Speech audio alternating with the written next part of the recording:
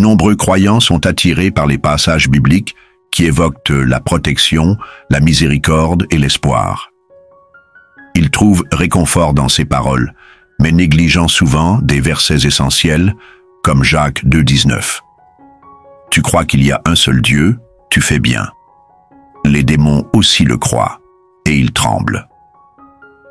Ces versets rappellent que la foi ne se limite pas à croire en Dieu, mais qu'elle exige également un discernement spirituel. Le royaume des esprits est aussi tangible que l'écran devant vous en ce moment. Tout comme les anges dont nous aimons lire les récits, les démons sont une réalité spirituelle qu'il ne faut ni ignorer ni sous-estimer. Les anges, souvent décrits comme des gardiens lumineux, et les démons, perçus comme des entités sombres, font partie intégrante du royaume spirituel. Les démons ne doivent pas inspirer la peur aux croyants, car nous avons reçu une arme puissante, la protection divine par le sang de Jésus-Christ. Toutefois, cette réalité ne doit pas nous rendre aveugles à leur présence. Les démons, bien que soumis à l'autorité divine, continuent d'opérer dans ce monde pour égarer et affaiblir les âmes qui manquent de connaissances spirituelles. Dans notre société moderne, où beaucoup ignorent l'existence du royaume spirituel, ce message est crucial. Les forces spirituelles, bien qu'invisibles, influencent souvent les réalités que nous vivons au quotidien. Peut-être l'ignorez-vous, mais les démons possèdent une capacité spirituelle à voir et à discerner. Ils savent reconnaître qui appartient à Dieu.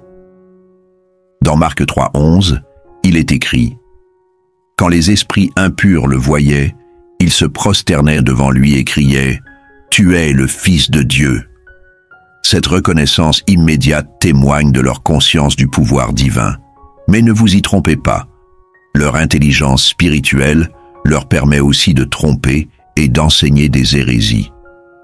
Paul avertit dans 1 Timothée 4,1 « Dans les derniers temps, certains abandonneront la foi pour s'attacher à des esprits trompeurs et à des enseignements de démons. » Nous voyons cette réalité se manifester aujourd'hui où les fausses doctrines prolifèrent dans le monde. L'exigence pour chaque croyant est donc de grandir en discernement spirituel, en étudiant profondément la parole de Dieu. Le prophète Osée souligne une vérité intemporelle. « Mon peuple est détruit faute de connaissance ». Ce manque de compréhension spirituelle est souvent la cause des attaques incessantes que subissent de nombreux croyants. Combien de fois avez-vous vu un frère ou une sœur en Christ être assailli de problèmes dans leur mariage, leur santé ou leurs finances, sans comprendre que la racine de ces difficultés peut être spirituelle? Trop souvent, ils combattent des ennemis humains, oubliant qu'Éphésiens 6,12 nous enseigne « Nous n'avons pas à lutter contre la chair et le sang, mais contre les dominations, contre les autorités, contre les puissances de ce monde de ténèbres. » La connaissance spirituelle est une arme puissante pour chaque croyant. Prenez le temps de prier et de demander au Saint-Esprit de révéler les racines spirituelles derrière vos défis, car une fois que la lumière divine éclaire les ténèbres, la victoire devient possible. Le royaume spirituel influence directement le royaume physique, même si cela échappe souvent à notre compréhension immédiate. Dans Matthieu 17, un père désespéré décrit son fils tourmenté par des crises, souvent jeté dans le feu ou l'eau. Jésus, reconnaissant l'origine spirituelle du problème, réprimande le démon, et le garçon est guéri immédiatement. Ce passage illustre que certaines maladies ou situations, bien qu'inexplicables médicalement, trouvent leur origine dans le spirituel. Ignorer cette réalité, c'est passer à côté de la solution, la puissance du nom de Jésus-Christ. Aujourd'hui encore, des situations spirituelles non traitées se manifestent sous forme de troubles physiques, mentaux ou émotionnels. Le pouvoir de la prière, accompagné de foi, est une clé pour briser ces chaînes invisibles. En tant que croyants, nous avons reçu une autorité exceptionnelle, celle qui nous est conférée par Jésus-Christ. Matthieu 10. 1 nous rappelle que Jésus a appelé ses disciples et leur a donné le pouvoir de chasser les esprits impurs et de guérir toute maladie et affliction. Cette autorité n'était pas réservée à une époque révolue. Elle est également disponible pour nous aujourd'hui par la puissance du Saint-Esprit. Mais pour l'exercer pleinement, il nous faut la connaissance et la foi active en Dieu. Trop de croyants vivent dans la crainte, oubliant qu'ils sont déjà équipés pour triompher. Rappelez-vous que cette autorité n'est pas réservée aux ministres ou leaders spirituels, mais à chaque croyant. Activez-la par une foi audacieuse et une vie ancrée dans la parole de Dieu. Au temps de Noé, Dieu a prévenu son peuple à travers un homme. Noé a obéi et construit une arche pour échapper au jugement à venir. Aujourd'hui, Dieu nous offre également une arche de salut, Jésus-Christ. Hébreux 11:7 nous enseigne que Noé, par la foi, a agi avec crainte respectueuse pour sauver sa maison. Cette même foi est requise de nous, une foi qui reconnaît Jésus comme le chemin, la vérité et la vie.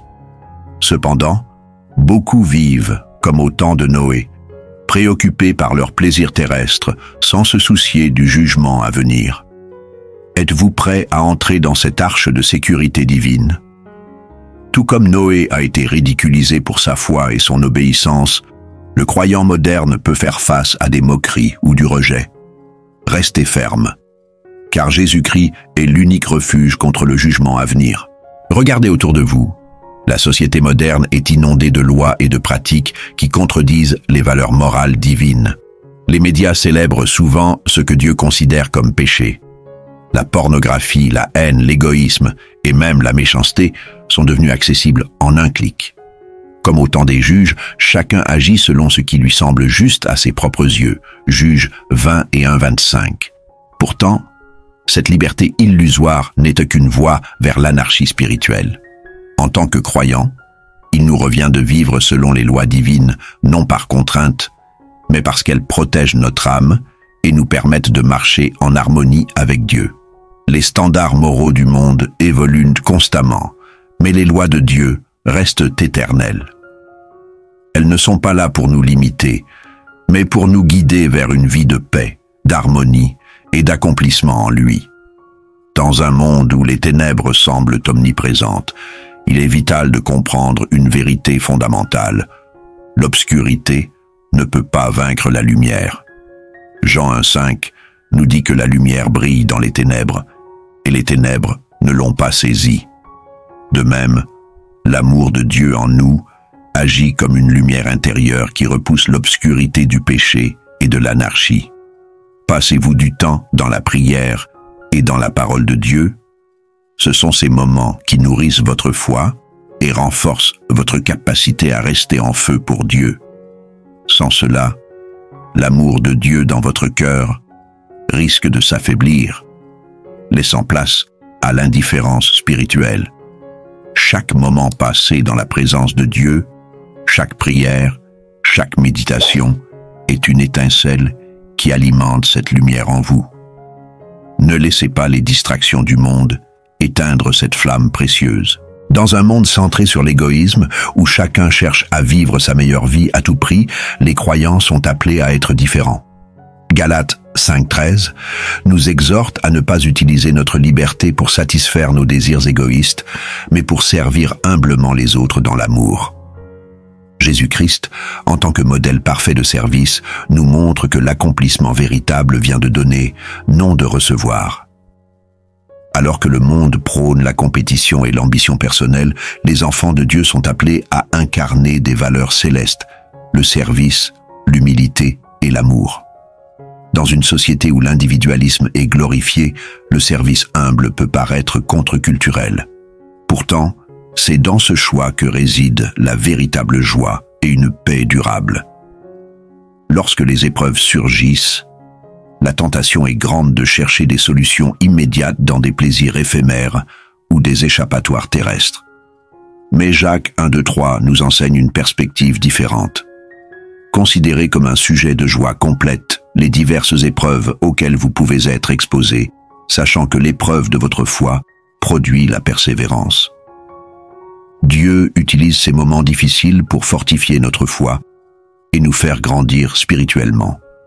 La vision divine n'est pas de fuir les épreuves, mais de s'appuyer sur lui pour en sortir transformé, plus fort et plus ancré dans sa volonté.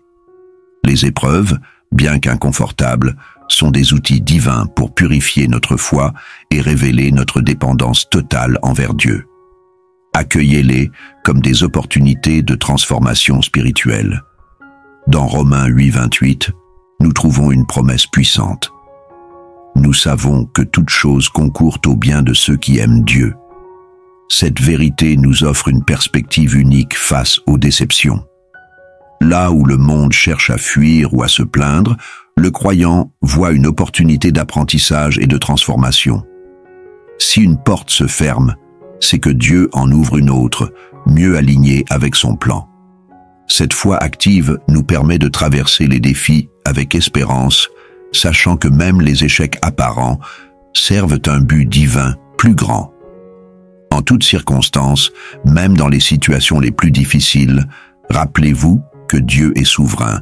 Chaque épreuve, chaque déception est une pièce du puzzle divin qu'il assemble pour votre bien. L'anarchie spirituelle ne peut être surmontée que par l'amour de Dieu. Matthieu 24:12 met en garde contre un amour qui se refroidit à cause de l'iniquité. Mais la solution réside dans notre relation avec Christ. En nourrissant cette relation par la prière, l'étude de la parole et la communion avec d'autres croyants, nous permettons à la lumière de Dieu d'éclairer nos vies et celles des autres. N'oubliez pas, une flamme alimentée par l'amour divin ne peut être éteinte par les vents du péché. Restez connectés à cette source inépuisable et laissez Dieu vous guider à chaque étape de votre voyage spirituel. Permettez à l'amour de Dieu de vous remplir chaque jour, car c'est cet amour qui nourrit votre foi et illumine votre chemin, même au milieu des tempêtes spirituelles.